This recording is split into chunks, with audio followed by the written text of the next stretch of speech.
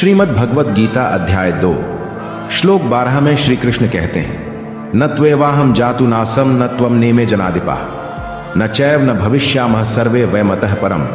अर्थात न तो ऐसा ही है कि मैं किसी काल में नहीं था, तू नहीं था, अथवा ये राजा लोग नहीं थे, और न ऐसा ही है कि इससे आगे हम सब नहीं रहेंगे।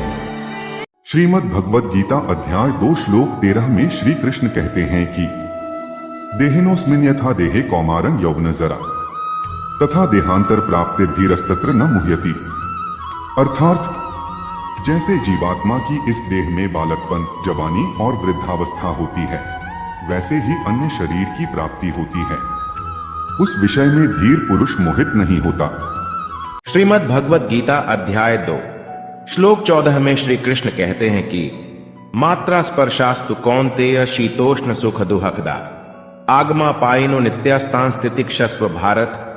अर्थात हे कुंती पुत्र, सर्दी गर्मी और सुख दुख को देने वाले इंद्रिय और विषयों के संयोग तो उत्पत्ति विनाशशील और अनित्य हैं, इसलिए हे भारत उनको तू सहन कर। श्रीमद् भगवद गीता अध्याय 2 श्लोक 15 में श्री कृष्ण कहते हैं कि यम हि न व्यथयन्त्येते पुरुषम पुरुषर्षभ समदुहक सुखम धीरम सौमृतत्वाय कल्पते।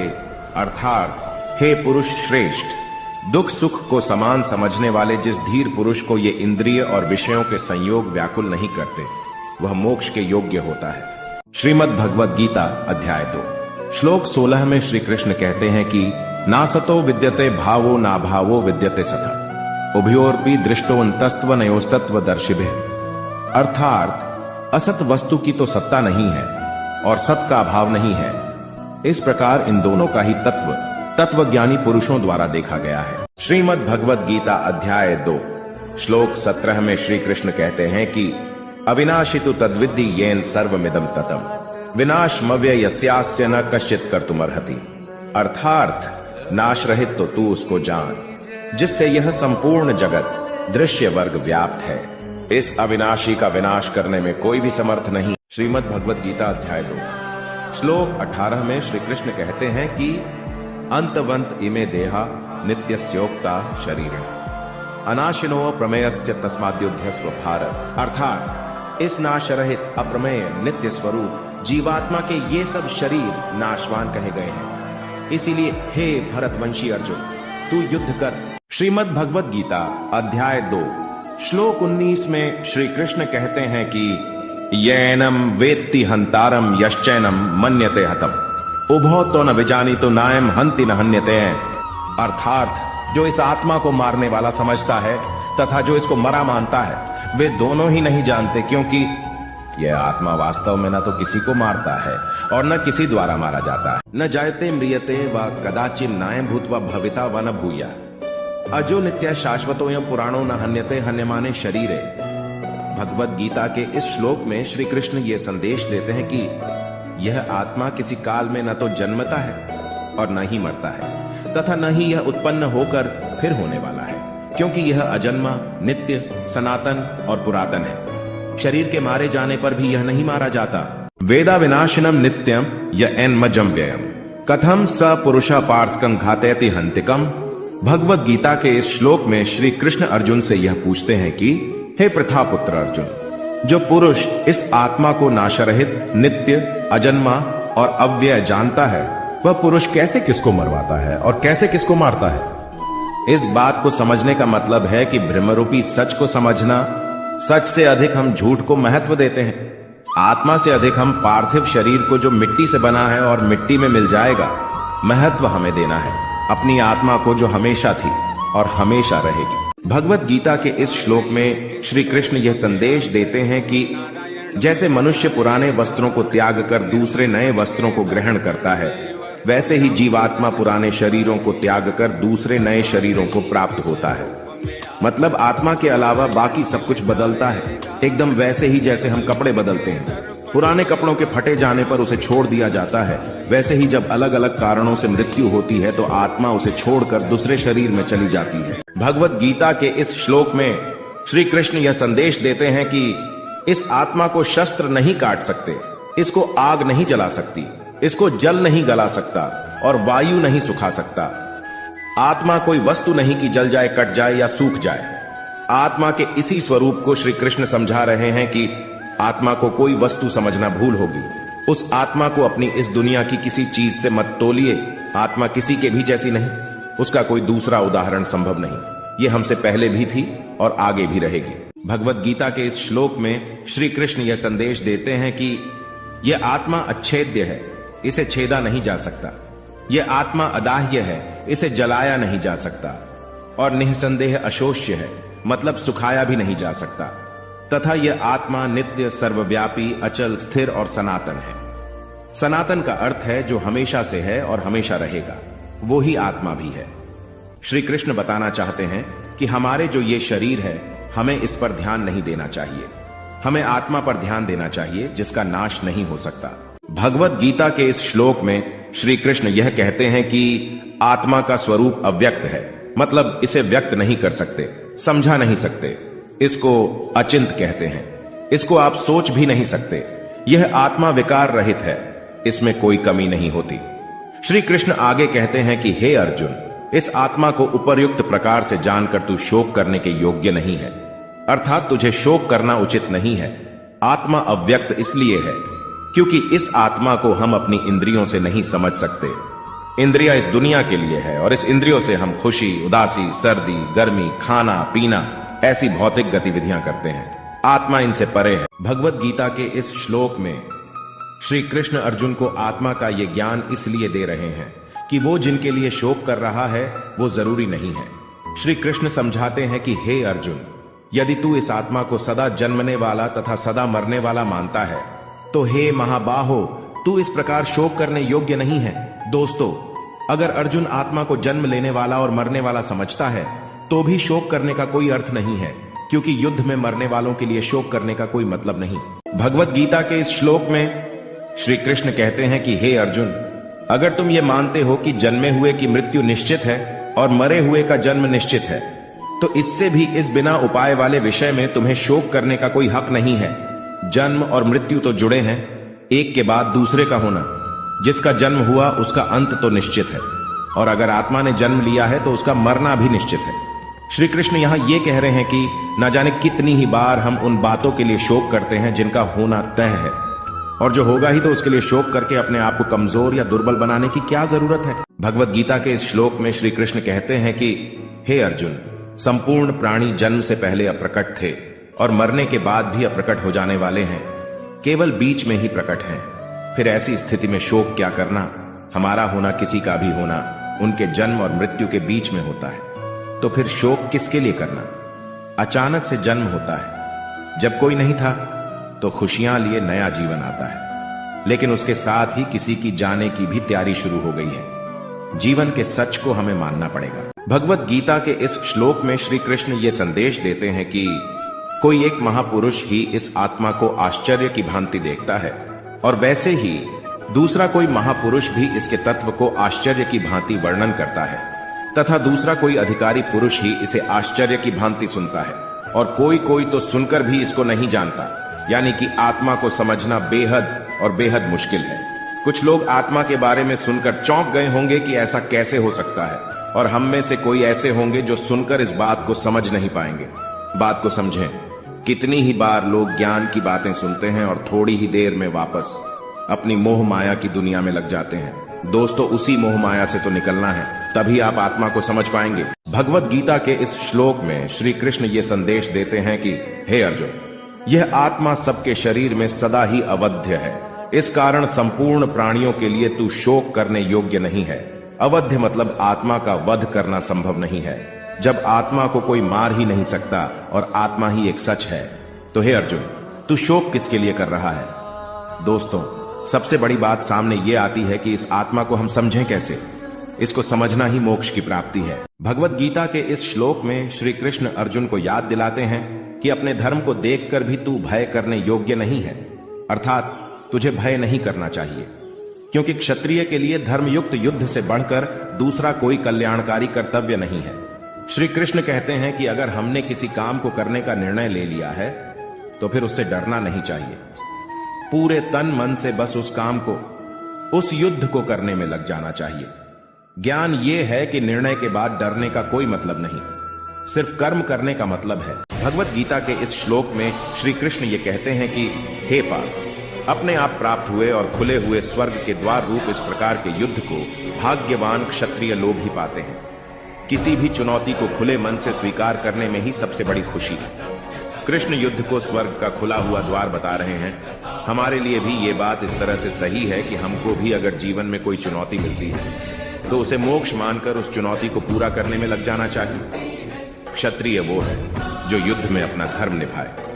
अगर आपकी कामना, आपका प्रयास आपके लिए युद्ध है तो एक क्षत्रिय की तरह आपको भी अपने धर्म को पूरा करना चाहिए। भगवत गीता के इस श्लोक में श्री कृष्ण ये कहते हैं, यदि तू इस धर्म युक्त युद्ध को नहीं करेगा तो स्वधर्म और कीर्ति को खोकर पाप को प्राप्त होगा। श्री कृष्ण चेतावनी देते हैं कि अगर तुमने युद्ध को स्वीकार नहीं किया तो फिर उसके बदले में सिर्फ पाप मिलेगा। हमारा स्वभाव हम में युद्ध करने की शक्ति को पैदा करता है, और अगर हमारा स्वभाव हमें युद्ध से दूर लेके जा रहा है तो मतलब हम अपने धर्म से दूर हो रहे हैं और पाप के भागी हो रहे हैं। भगवत गीता अध्याय 2 श्लोक 34 में श्री कृष्ण कहते हैं, हे अर्जुन, सब लोग तेरी बहुत काल तक रहने वाली अपकीर्ति का भी कथन करेंगे, और माननीय पुरुष के लिए अपकीर्ति मरण से भी बढ़कर है। मतलब युद्ध करने से अगर मना कर दिया तो उससे बड़ा अपमान कुछ नहीं हो सकता। कुछ लोगों की भीड़ में अगर आप जाते हैं तो सब आपको सम्मान से देख आपकी प्रशंसा करते हैं, और दूसरी तरफ आप कहीं जाते हैं तो लोग अपमान से देखते हैं। आपको क्या स्वीकार है, यश या अपकीर्ति, अपमान या सम्मान? भगवत गीता अध्याय 2 श्लोक 35 में श्री कृष्ण कहते हैं, हे अर्जुन, जिनकी दृष्टि में तू पहले बहुत सम्मानित होकर अब लघुता को प्राप्त होगा, वे महारथी लोग तुझे भय के कारण युद्ध से हटा हुआ मानेंगे। दोस्तों, अर्जुन को सब महान योद्धा समझते थे। अगर अर्जुन युद्ध से हट जाता है तो सब उसे कायर मानते। चाहे अर्जुन हो या हम, युद्ध ना करने में बहुत अपमान होता है। अच्छा या बुरा, छोटा या महान, सब तुलना का खेल है दोस्तों। युद्ध में हार जीत तो होती ही है, और अगर कोई युद्ध से ही मुंह फेर ले तो समाज में उसे कहीं जगह नहीं मिलती। भगवत गीता अध्याय 2 श्लोक 36 में कृष्ण कहते हैं, हे अर्जुन, तेरे बैरी लोग तेरे सामर्थ्य की निंदा करते हुए तुझे बहुत से न कहने योग्य वचन भी कहेंगे। उससे अधिक दुख और क्या होगा? अपने चारों तरफ देखें दोस्तों, ऐसे लोगों की कमी नहीं होगी जो इस मौके की तलाश में है कि कैसे आपको नीचा दिखाया जाए। अगर आप उन्हें खुद से ये मौका दे देंगे तो फिर सोचो उन्हें कितनी खुशी होगी। फिर हमें उन्हें ये मौका देने की क्या जरूरत है? भगवत गीता अध्याय 2 श्लोक 37 में श्री कृष्ण कहते हैं, या तो तू युद्ध में मारा जाकर स्वर्ग को प्राप्त होगा, अथवा संग्राम में जीतकर पृथ्वी का राज्य भोगेगा। इस कारण हे अर्जुन, तू युद्ध के लिए निश्चय करके खड़ा हो जा। आज की दुनिया में इसी बात को सोच के देखिए दोस्तों, पूरी जी जान से खेलने पर आप हार जीत की चिंता नहीं करते, क्योंकि आप अपनी पूरी शक्ति लगा चुके होते हैं। जीतने पर नाम होगा और हारने पर भी आपको सबका सम्मान मिलेगा, क्योंकि आपने धर्म का पालन किया। इसलिए अपनी चुनौतियों से कभी मुंह नहीं मोड़ना चाहिए। भगवत गीता के इस श्लोक में श्री कृष्ण कहते हैं कि हे अर्जुन, जय पराजय, लाभ हानि और सुख दुख को समान समझकर उसके बाद युद्ध के लिए तैयार हो जा। इस प्रकार युद्ध करने से तू पाप को नहीं प्राप्त होगा। दोस्तों, अपनी चुनौती में अगर आप अपना पूरा जोर लगा देते हैं तो जीत जाने पर सब कुछ मिलेगा ही, लेकिन अगर हार भी जाते हैं तो अफसोस नहीं होगा, निराशा नहीं होगी, क्योंकि आपके पास जो भी था वो आपने अपनी चुनौती में लगा दिया। युद्ध में अपना सब कुछ लगाने पर हार जीत में अंतर कम हो जाता है, और यही तो कृष्ण भी कह रहे हैं कि सुख और दुख को एक जैसा समझें और अपनी चुनौती में लग जाए। भगवत गीता के इस श्लोक में श्री कृष्ण कहते हैं, हे पार्थ, यह बुद्धि तेरे लिए ज्ञान योग के विषय में कही गई है, और अब तू इसको कर्मयोग के विषय में सुन। अब कृष्ण कर्मयोग के बारे में बता रहे हैं, जिससे कर्मों के बंधन को खत्म किया जा सके। ज्ञान सोचने और समझने की बात है, और कर्म व्यावहारिक और सच्चाई दोनों तरीके हैं अपनी मंजिल पर पहुंचने के। भगवत गीता के इस श्लोक में श्री कृष्ण कहते हैं, इस कर्मयोग में आरंभ का अर्थात बीज का नाश नहीं है, और उल्टा फल रूप दोष भी नहीं है, बल्कि इस कर्मयोग रूप धर्म का थोड़ा सा भी साधन जन्म मृत्यु रूप महान भय से रक्षा कर लेता है। सबके लिए ज्ञान का, साधना का, साधुओं का मार्ग संभव नहीं है। हमारे जैसे अधिकतर लोगों को कर्मयोग अपनाना चाहिए। अगर कर्मयोग को समझकर उस पर हम सब चल सकें तो कभी निराशा नहीं होगी। कर्मयोग को थोड़ा सा भी समझने पर हम जन्म और मृत्यु के डर से हमेशा के लिए बच सकते हैं। भगवत गीता के इस श्लोक में श्री कृष्ण कहते हैं, हे अर्जुन, इस कर्मयोग में निश्चयात्मिका बुद्धि एक ही होती है, किंतु अस्थिर विचार वाले विवेकहीन सकाम मनुष्यों की बुद्धियां निश्चय ही बहुत भेदों वाली और अनंत होती हैं। जब फैसला लेना हो तो बुद्धि एक ही होती है, लेकिन जहां सोच की, फैसले की, निर्णय की कमी हो, वहां कई बुद्धियां काम करती हैं। यहां अनिर्णय की स्थिति के बारे में कहा गया है, दोस्तों, जब आप फैसला नहीं ले पाते हैं तो न जाने कितनी ही दिशाओं में आपका ध्यान, आपकी बुद्धि जाती है। लेकिन अगर आप निर्णय करने की सोच लें तो उसके बाद सिर्फ उस काम को करने का ही प्रण होता है। भगवत गीता के इस श्लोक में श्री कृष्ण कहते हैं, हे अर्जुन, जो भोगों में तन्मय हो रहे हैं, जो कर्म फल के प्रशंसक वेद वाक्यों में ही प्रीति रखते हैं, जिनकी बुद्धि में स्वर्ग ही परम प्राप्य वस्तु है और जो स्वर्ग से बढ़कर दूसरी कोई वस्तु ही नहीं देखते, मतलब ऐसे लोग जो कर्म के बदले में होने वाले सिर्फ फल, लाभ की ही बात करते हैं। जब भी कोई काम उससे होने वाले फायदे से शुरू होता है तो वो काम नहीं, स्वार्थ हो जाता है, उसे कर्म नहीं कह सकते। जो लोग ऐसा करते हैं उन्हें कृष्ण कर्म फल का प्रशंसक बता रहे हैं। भगवत गीता के इस श्लोक में श्री कृष्ण कहते हैं, हे अर्जुन, ऐसा कहने वाले वे अविवेकी जन इस प्रकार की जिस पुष्पित अर्थात दिखाऊ शोभा युक्त वाणी को कहा करते हैं, ऐसे लोग ढोंगी होते हैं। मतलब वो लोग जो कर्म की बात बस इसीलिए करते हैं ताकि उन्हें बदले में भोग और ऐश्वर्य जैसे फल और लाभ मिल सके। काम से ज्यादा उसके होने वाले फायदे की बात करना ढोंग है। कई लोग आपको मिलेंगे जो जमीन पे इतना काम नहीं करेंगे जितना वो हवाई किले बनाएंगे। दोस्तों, ऐसे ढोंगी लोगों से बचना चाहिए।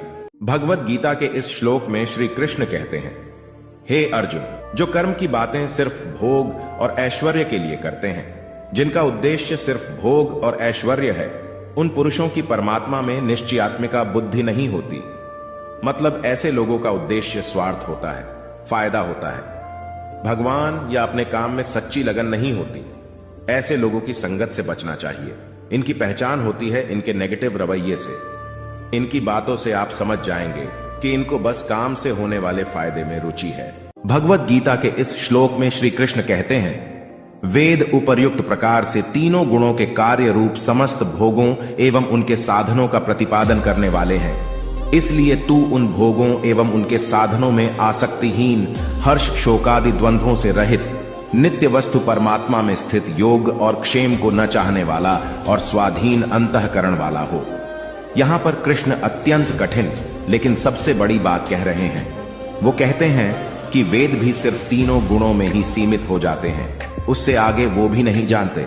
उससे आगे है कर्मयोग। उनका कहना है कि कर्म करो, लेकिन उससे जुड़े सुख दुख से लगाव न रखो।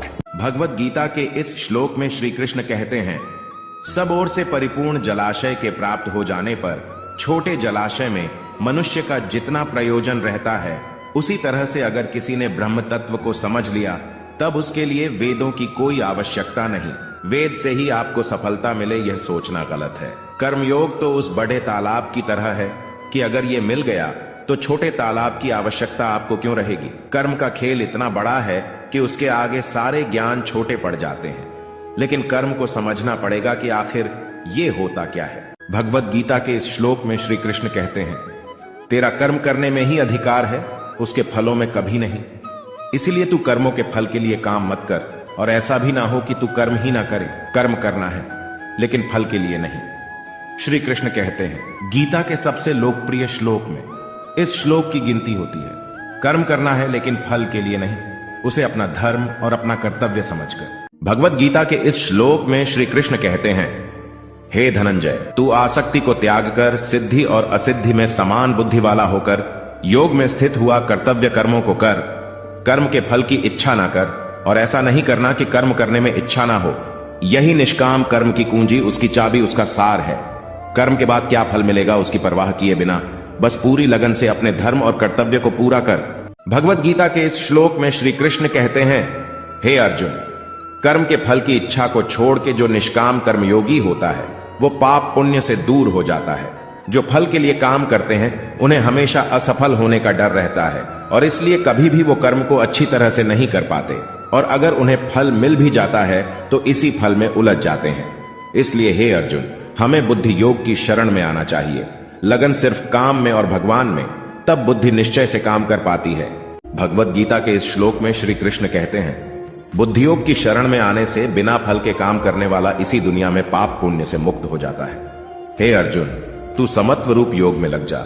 मतलब अच्छा हो, बुरा हो, सुख हो या दुख हो, सभी में एक ही तरीके से समभाव से तू बस अपना कर्म, अपना कर्तव्य करता रह। भगवत गीता के इस श्लोक में श्री कृष्ण कहते हैं, आम इंसान कर्म करके उसके फल को प्राप्त कर खुश होता है और उसके बाद दूसरे फल के लालच में फिर से नए कर्म में लग जाता है। इसमें फल के बारे में सोचना ही प्रधान है और यही गलत बात है। अगर आप अपनी सारी शक्ति, क्षमता और इच्छा सिर्फ कर्म में लगाएं और फल को भूल जाए तो क्या होगा? आपका ध्यान कर्म में रहेगा, आप उस कर्म में बेहतर होंगे, आपकी तरक्की होगी। और अगर आपने कर्म किया है तो फल अवश्य ही मिलेगा। भगवत गीता के इस श्लोक में श्री कृष्ण बताते हैं, कर्म के फल का मोह हो या रिश्तों का मोह, धन या ऐश्वर्य का मोह, यही मोह हमें फंसाता है। जब बुद्धि मोह के दलदल से निकल जाती है तब परमात्मा के पास आने की राह निकल आती है। रिश्ते, धन, ऐश्वर्य बुरे नहीं हैं, उनसे मोह बुरा है। क्योंकि जब आपका लगाव इन चीजों से हो जाता है तो सोचने की शक्ति कम हो जाती है, बुद्धि ठीक से काम नहीं करती, फैसले गलत हो जाते हैं। इसलिए इस मोह को बुरा बताया गया है। धृतराष्ट्र के पुत्र मोह से ही पूरा महाभारत हुआ। युधिष्ठिर के जुए की मोह में उनका पूरा राज्य चला गया था। इस तरह के बहुत से उदाहरण आज के समय में भी आप सब देख सकते हैं। भगवत गीता के इस श्लोक में श्री कृष्ण बताते हैं, जितने लोग होते हैं उतने तरह की बातें होती हैं और जितनी बातें होती हैं उतने तरीके से बुद्धि सोचती है। जब बुद्धि स्थिर होकर परमात्मा में लग जाती है तो उसे ही योग कहते हैं। बुद्धि का स्थिर होना ही एकाग्रता यानी कंसंट्रेशन कहलाता है। दोस्तों, स्थिर होकर एकाग्रता से कुछ करने को समाधि स्थिति भी कहते हैं। और अगर आपने कंसंट्रेशन से काम किया हो तो मैं दावे के साथ कहता हूं, वो काम कभी भी व्यर्थ नहीं होगा। भगवत गीता के इस श्लोक में अर्जुन श्री कृष्ण से पूछते हैं, हे केशव, समाधि में स्थित परमात्मा को प्राप्त हुए स्थिर बुद्धि पुरुष का क्या लक्षण है? वह स्थिर बुद्धि पुरुष कैसे बोलता है, कैसे बैठता है और कैसे चलता है?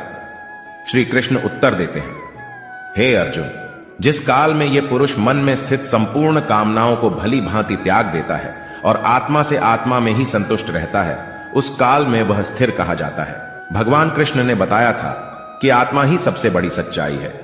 मोह, इच्छा या कामना छोड़ना ही आत्मा के पास आना है।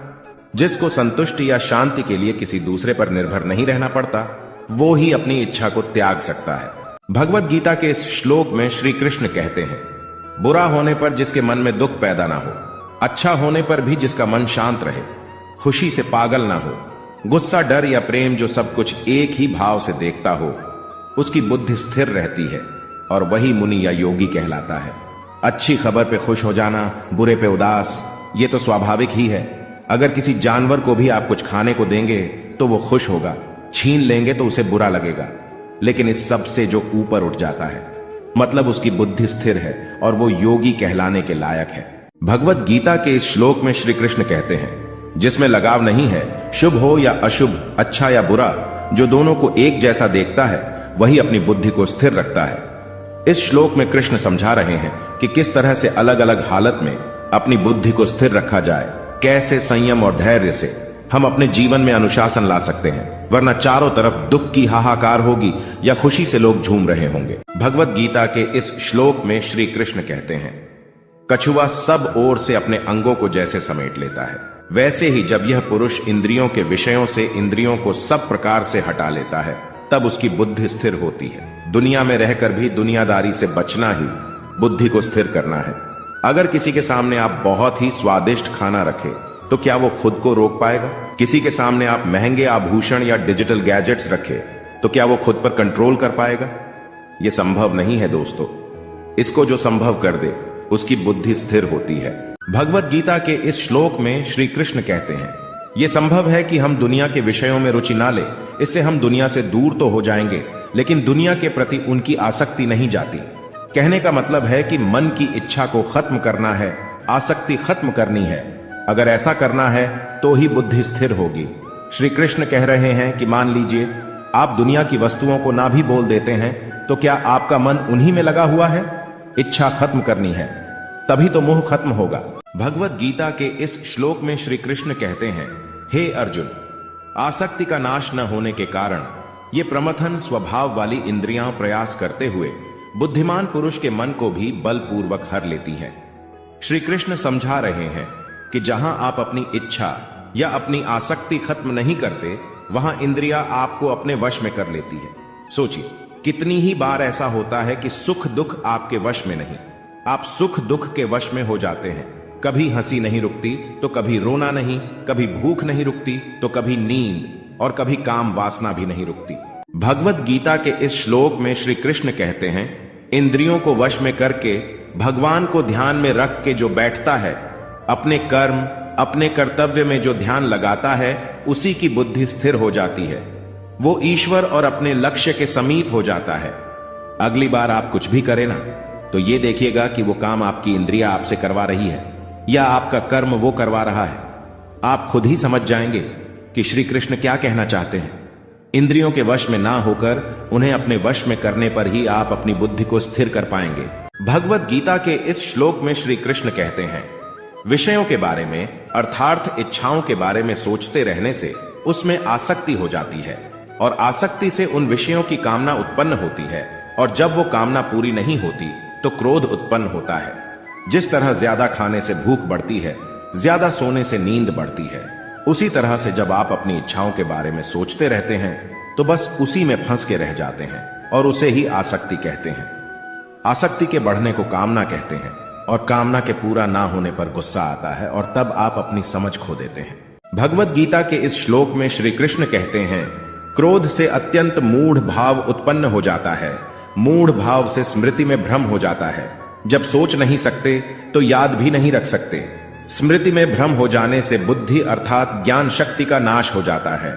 जब याद नहीं रख पाएंगे तो ज्ञान किसी काम नहीं आएगा। इससे बुद्धि बेकार हो जाएगी, और बुद्धि का नाश हो जाने से पुरुष अपनी स्थिति से गिर जाता है। भगवत गीता के इस श्लोक में श्री कृष्ण कहते हैं, जो अपनी इच्छाओं को, अपनी आसक्तियों को अपने कंट्रोल में रख पाते हैं, दोस्ती, शत्रुता, गुस्सा या प्यार के बिना अपनी इंद्रियों को भटकने नहीं देते, वो अंतःकरण की प्रसन्नता को प्राप्त होते हैं। ऐसे लोगों को बाहरी नहीं, हार्दिक और अंदरूनी प्रसन्नता होती है। आनंद, खुशी, शांति कहीं बाहर नहीं होती दोस्तों, वो तो हमारे अंदर होती है, और हम उसे ढूंढते बाहर हैं। भगवत गीता के इस श्लोक में श्री कृष्ण कहते हैं, अंतःकरण की प्रसन्नता होने पर, मतलब अंदर से खुश होने पर, दुख खत्म हो जाते हैं, और ऐसे प्रसन्न चित्त कर्मयोगी की बुद्धि शीघ्र ही सब ओर से हटकर एक परमात्मा में ही भली भांति स्थिर हो जाती है। आप अपने लक्ष्य के बारे में सोचिए, प्रयास करो कि उसे सबसे अच्छा, पूरी दुनिया में उसे सबसे श्रेष्ठ कैसे कर सकते हैं, और उसे पूरा करने में लग जाइए। फल का ना सोचिए कि लक्ष्य पूरा होगा या नहीं, बस उसे करते रहिए, और फिर देखिए कैसी मानसिक शांति और सुकून मिलता है आपको। भगवत गीता के इस श्लोक में श्री कृष्ण कहते हैं, जो पुरुष अपने मन या अपनी इंद्रियों को नहीं जीत पाते, उनमें निश्चयात्मिका बुद्धि नहीं होती, मतलब कि वो स्पष्ट और सटीक निर्णय नहीं ले पाते। ऐसे मनुष्य के अंतःकरण में भावना भी नहीं होती, तथा भावनाहीन मनुष्य को शांति नहीं मिलती, और शांति रहित मनुष्य को सुख कैसे मिल सकता है। बीमार आदमी को अच्छा खाना या बुरा खाना कुछ अच्छा नहीं लगता। जो अंदर होता है वो बाहर आता ही है। जब आपके अंदर शांति नहीं होगी तो आप आनंद कभी भी प्राप्त नहीं कर पाएंगे। भगवत गीता के इस श्लोक में श्री कृष्ण कहते हैं, जैसे जल में चलने वाली नाव को वायु हर लेती है, वैसे ही विषयों में विचरती हुई इंद्रियों में से मन जिस इंद्रिय के साथ रहता है, वह एक ही इंद्रिय इस अयुक्त पुरुष की बुद्धि को हर लेती है। अगर वो क्रोध में है तो और कुछ भी नहीं सोच पाएगा, और अगर प्रेम में है तो उसे किसी भी बात की सुध भी नहीं रहेगी। जिस भी इंद्रिय के वश में होगा उसे उसके अलावा कुछ भी समझ नहीं आएगा। इन इंद्रियों के नियंत्रण से निकल के इनको अपने नियंत्रण में रखें दोस्तों, फिर देखिए आपके लिए क्या संभव है। भगवत गीता के इस श्लोक में श्री कृष्ण कहते हैं, हे महाबाहो, जिस पुरुष की इंद्रियों के विषयों में सब प्रकार निग्रह की हुई है, उसी की बुद्धि स्थिर है। मतलब जिस पुरुष ने अपनी इंद्रियों और उनसे होने वाली इच्छाओं पर पूरी तरह से रोक लगा रखी है, उसी की बुद्धि स्थिर है। और बुद्धि हमारा ध्यान ऐसी ऐसी जगह पर ले जाती है जहां पर हम उलझ के अपना असली मकसद भूल जाते हैं। बुद्धि सहारा लेती है हमारी इंद्रियों का। इसलिए अगर बुद्धि पे विजय प्राप्त करनी है दोस्तों, तो इंद्रियों को वश में करना ही होगा। भगवत गीता के इस श्लोक में श्री कृष्ण कहते हैं, संपूर्ण प्राणियों के लिए जो रात्रि के समान है, उस नित्य ज्ञान स्वरूप परमानंद की प्राप्ति में स्थित प्रज्ञ योगी जागता है। और जिस नाशवान सांसारिक सुख की प्राप्ति में सब प्राणी जागते हैं, परमात्मा के तत्व को जानने वाले मुनि के लिए वह रात्रि के समान है। दोस्तों, कृष्ण की ये बात गहरी है और समझनी पड़ेगी। जो सबके लिए रात है, उस रात में योगी परमात्मा के लिए, ज्ञान के लिए जागता है और साधना करता है। और जो सबके लिए संसारिक सुख है, जिसके लिए संसार में हर कोई जागता है, वो सुख योगी के लिए रात के समान है। भगवत गीता के इस श्लोक में श्री कृष्ण कहते हैं, जैसे नाना प्रकार के नदियों के जल सब ओर से परिपूर्ण अचल प्रतिष्ठा वाले समुद्र में उसको विचलित न करते हुए ही समा जाते हैं, वैसे ही सब भोग जिस स्थित प्रज्ञ पुरुष में किसी प्रकार का विकार उत्पन्न किए बिना ही समा जाते हैं, वही पुरुष परम शांति को प्राप्त होता है, भोगों को चाहने वाला नहीं। नदियां समुद्र को विचलित अर्थात उसे डिस्टर्ब नहीं करती। ठीक वैसे ही स्थिर बुद्धि वाले पुरुष में सारी इच्छाएं, सारे भोग समा जाते हैं और उसे विचलित नहीं करते। कई बार किसी के कुछ कहने पे आपको बुरा लगता है और आप अपना आपा खो देते हैं। इसका मतलब आपका अपने ऊपर नियंत्रण नहीं है। ऐसा इंसान बनिए जिससे कोई भी आपको किसी भी तरह से विचलित ना कर सके। भगवत गीता के इस श्लोक में श्री कृष्ण कहते हैं, जो पुरुष संपूर्ण कामनाओं को त्याग कर ममता रहित, अहंकार रहित और स्पृहा रहित हुआ विचरता है, वही शांति को प्राप्त होता है। अर्थात वह शांति को प्राप्त है। कामना का, इच्छा का त्याग करना है, उससे मोह नहीं रखना है, घमंड नहीं करना है, दुनिया में रहकर भी दुनिया से अलग रहना है। ऐसे ही इंसान को शांति प्राप्त होती है। कामयाब वही होता है जो परेशान हुए बिना अपनी धुन में, अपने काम में लगा रहता है। सफलता उसी के ही पांव चूमती है। भगवत गीता के इस श्लोक में श्री कृष्ण कहते हैं, हे अर्जुन, यह ब्रह्म को प्राप्त हुए पुरुष की स्थिति है। इसको प्राप्त होकर योगी कभी मोहित नहीं होता और अंतकाल में भी इस ब्राह्मी स्थिति में स्थित होकर ब्रह्मानंद को प्राप्त हो जाता है। श्री कृष्ण अर्जुन को बता रहे हैं कि जो पुरुष ऐसा करने में सफल होता है, उससे ब्रह्म की प्राप्ति होती है। ब्रह्म का अर्थ है सबसे बड़ा सत्य, इससे आगे कुछ भी नहीं होता। कृष्ण कहते हैं कि ये जो सारे लक्षण हैं, उन लोगों के हैं जो अपनी बुद्धि को स्थिर रखकर अपने लक्ष्य को प्राप्त करते हैं। अगर इन बातों को हम भी अपने जीवन में उतार लें, तो हम भी अपने लक्ष्य से कभी दूर नहीं आएंगे।